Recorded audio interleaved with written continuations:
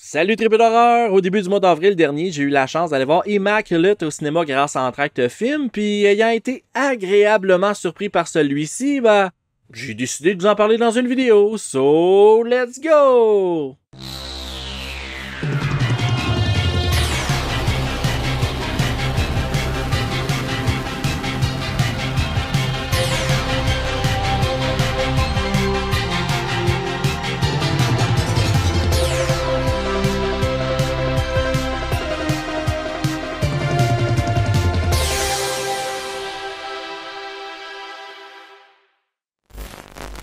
Je m'attendais à rien de ce film-là parce que pour être bien honnête, il était même pas sur mon radar. J'avais vu aucune bande-annonce puis j'avais aucune idée de quoi ça parlait.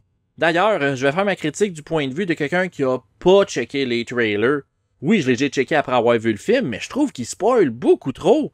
Disons que j'aurais vraiment préféré qu'il garde ça un peu plus mystérieux au lieu de nous gâcher un des punchs. Parce que moi, avant d'aller voir Immaculate, les seules choses que je savais, c'était que ça mettait en vedette Sydney Sweeney puis que c'était une histoire de nonne. Je suis donc allé le voir complètement blind, puis je suis vraiment content de l'avoir fait parce que j'ai eu bien du fun avec cette non-exploitation moderne.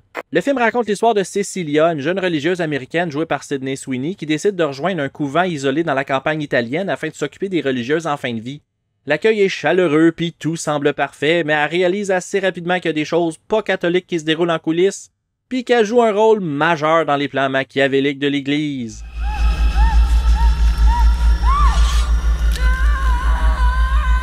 Immaculate est un film réalisé par Michael Mohan qui met en vedette Sydney Sweeney qui était aussi dans Madame Web cette année, Alvaro Morte, Benedetta Porcaroli et Dora Romano qui a aussi un tout petit rôle dans The First Omen, un autre film de nonne sorti à quelques semaines de celui-ci. Comme je l'ai dit dans mon intro, le film m'a vraiment surpris. Je m'attendais à quoi de vraiment quétaine, puis je dis pas ça pour sonner snob ou whatever, mais j'étais persuadé que c'était pour être trop grand public pour moi.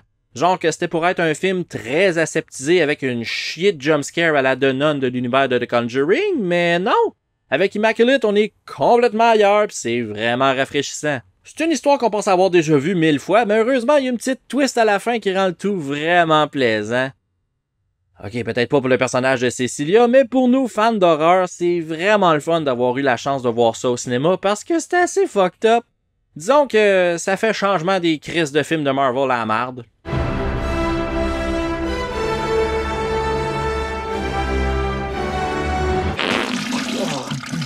Mais si vous vous attendez à un film avec un rythme effréné, vous risquez fort probablement d'être déçu parce que c'est quand même assez lent.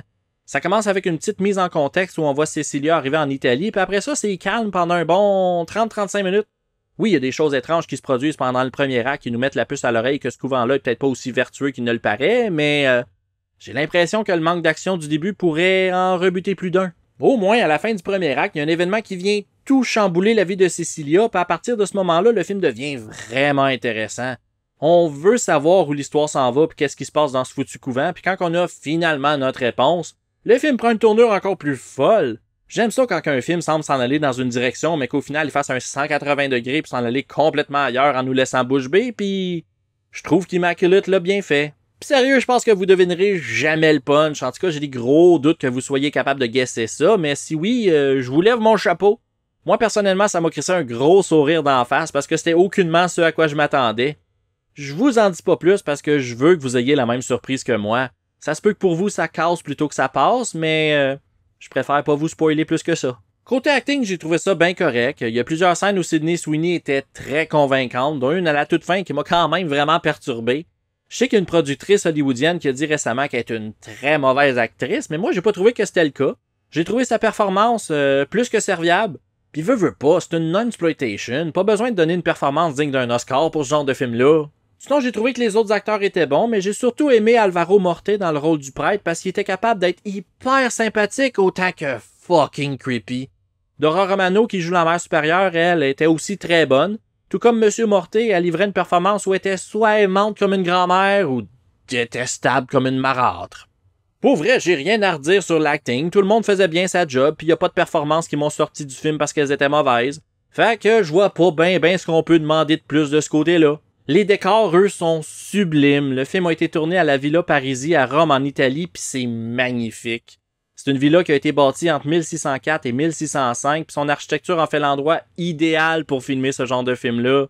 C'est malheureusement fermé au public, mais ça n'a pas empêché la place de servir de décor pour quelques films, dont Blood for Dracula avec Udo Kier en 1974, puis Burial Grounds de Knights of Terror d'Andrea Bianchi en 1981.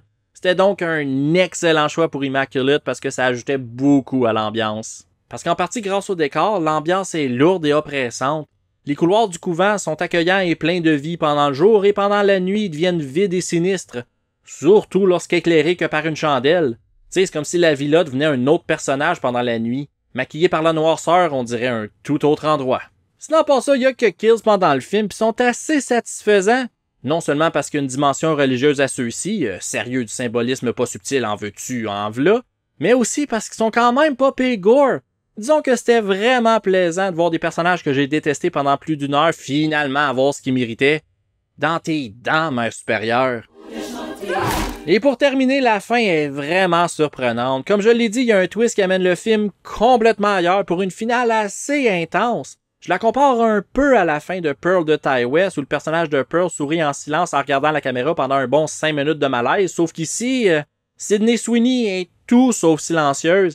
Elle crie pendant une bonne minute sans s'arrêter dans un one take vraiment impressionnant et soufflant.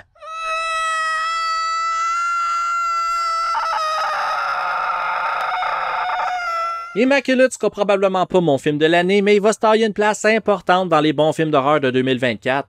Pour vrai, ça m'étonnerait même pas qu'éventuellement il devienne culte. J'ai le feeling qu'on va parler de ce film-là longtemps, et ce, surtout grâce à sa fin coup de poing. Hey, te souviens-tu du film où une nonne... ouais, ça c'était fucking sick. Je sais que ça peut être vraiment difficile d'éviter les spoilers sur Internet, mais si vous êtes capable d'éviter la bande-annonce d'Immaculate avant de le regarder... vous risquez fort probablement d'apprécier l'expérience davantage. Je vous dis pas qu'elle va être gâchée si vous savez autour de quoi l'histoire tourne, mais je pense que vous avez plus de chances de triper comme moi j'ai trippé en sachant le moins possible. En terminant, n'oubliez pas de donner de l'amour à mes amis et partenaires qui sont affichés à l'écran présentement. C'est vraiment du bon monde, puis ils travaillent tous fort pour vous divertir, vous informer et vous offrir du contenu de qualité. Aussi, un gros merci à mes tripeux ultimes et merci aussi aux autres membres Patreon qui aident à financer ce merveilleux projet. Sans vous, je serais pas rendu aussi bien équipé. Et comme d'habitude, si vous avez aimé ma vidéo, pensez à laisser un petit thumbs up, ça aide beaucoup. Laissez-moi savoir en commentaire ce que vous avez pensé d'Immaculate si vous l'avez vu, puis si vous avez aussi vu The First Omen, lequel des deux avez-vous préféré? Et finalement, n'oubliez pas de vous abonner afin de ne rien manquer sur Horreur FM. À la prochaine les tripeux!